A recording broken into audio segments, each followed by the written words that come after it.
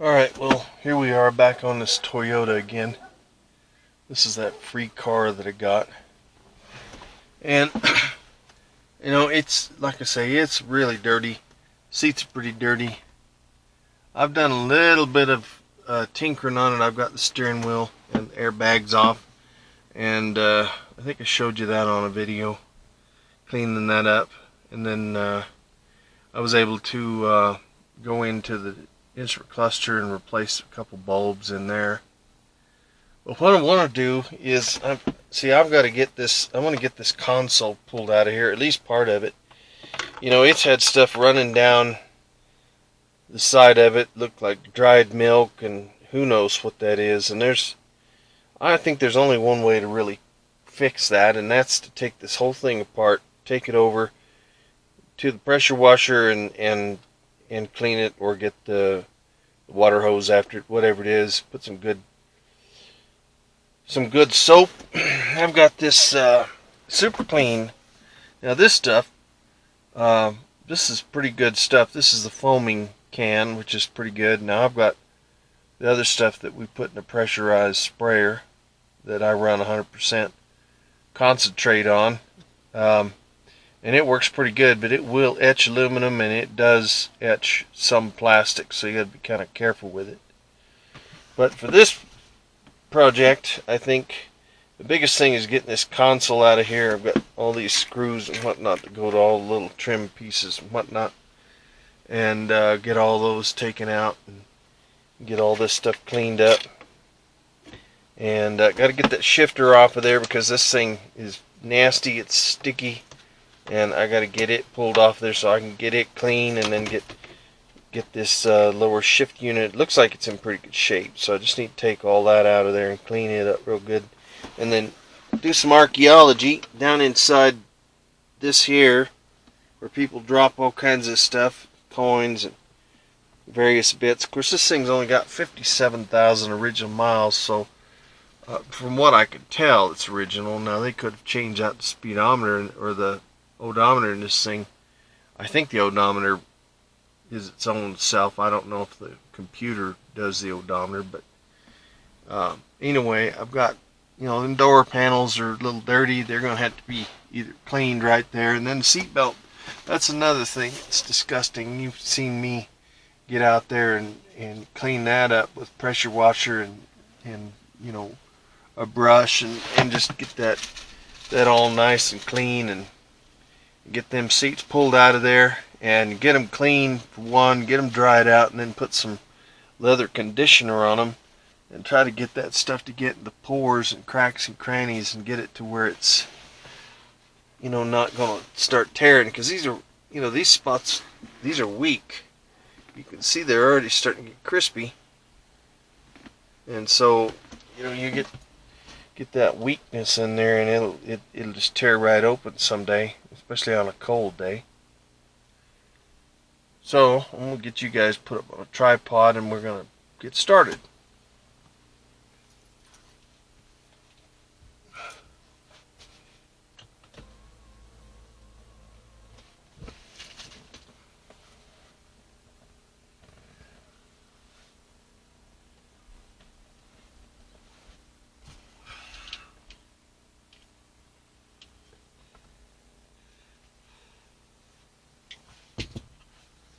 Alright, let's get this thing out of here. Heavy and awkward.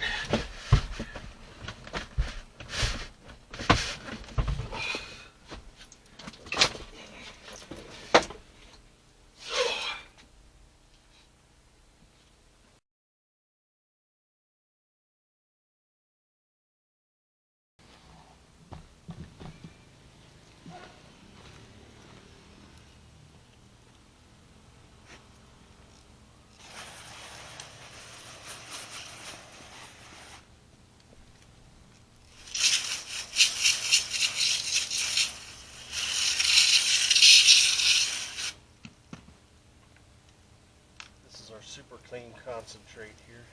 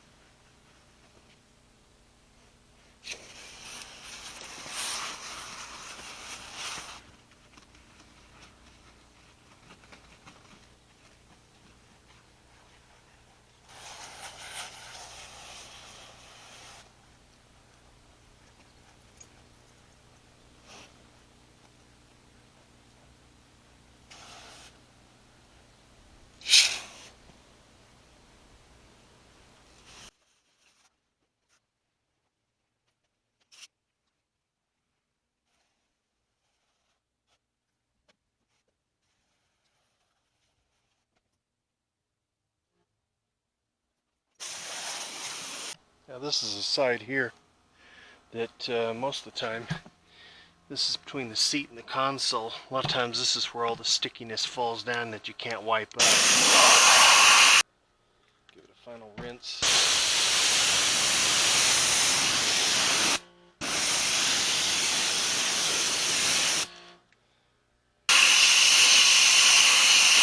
There's usually gum and pop, French fries, all kinds of stuff.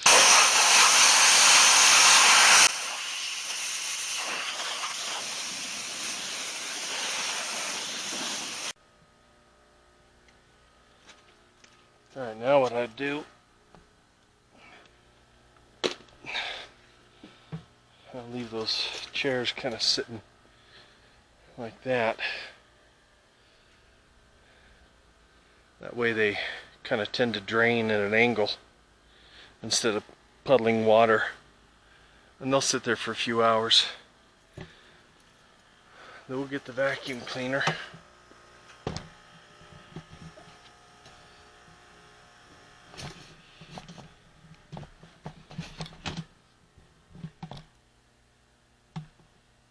I think what I want to do first is try to get that console pulled out of there. It's pretty nasty. You can see a lot of the dirt over here and the garbage. Get all that vacuumed up and then get that module pulled out of there and then start cleaning this side.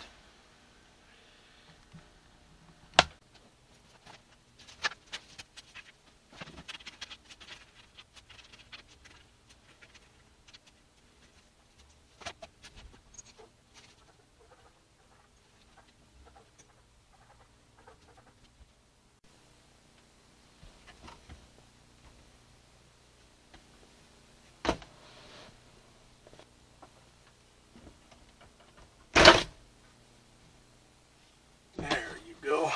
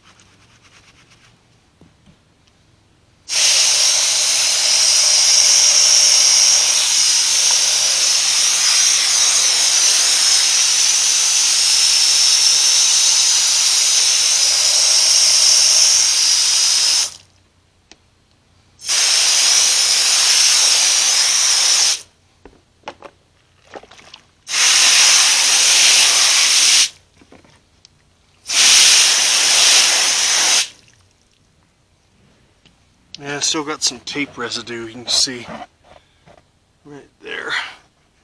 See if maybe I can get that off with something. Alright, so here's your console. But you can see where that spooge just runs down, where somebody spilled something. It's in that vent right there. I suspect it's probably down inside that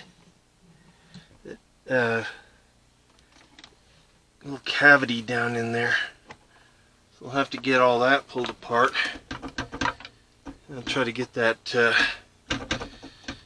main unit out of there. That thing needs to be fixed. Oh, and there's my Olight pre-run 2. This is the one that has a little sensor up here. So when you get too close it dims.